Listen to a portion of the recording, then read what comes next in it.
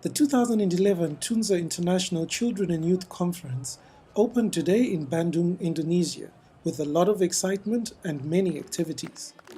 This year's theme is Reshaping Our Future Through Green Economy and Sustainable Lifestyles.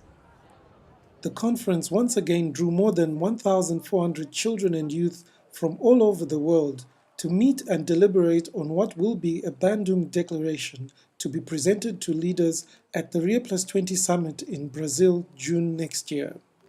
This conference is meant to be a platform for you to speak to the world's leaders, not by taking their language, but by using your language, your experience, your optimism, your belief in the future.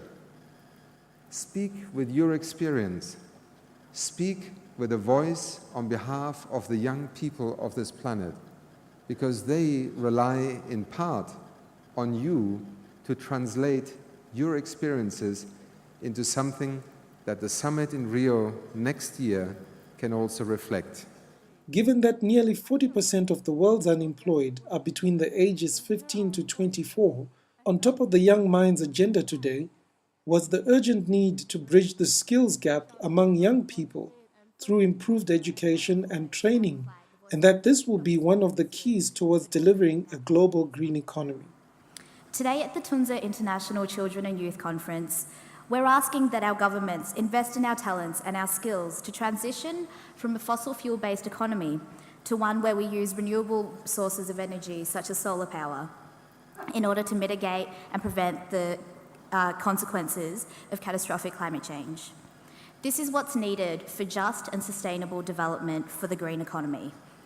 To transition to the green economy, governments must provide incentives for young people to help them create businesses that will allow for long-term sustainability. We want the international environmental governance process to be less bureaucratic, more inclusive of young people, and to establish a global transparency that allows for everyone to participate. The Vice President of Indonesia, Professor Dr. Budiono, was present to officially open the conference, and he did so with other officials by playing a traditional Indonesian musical instrument called the angklung.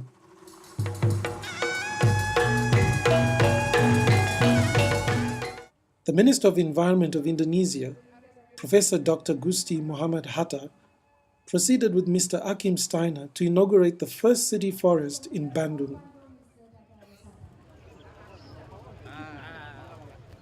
The ceremony involved tree planting and a tour of the existing forest. But what better way to complete the event than by releasing new life, birds, into the park? The week promises to be very engaging for the young Tunza participants, and high expectations for the final Bandung Declaration are building up.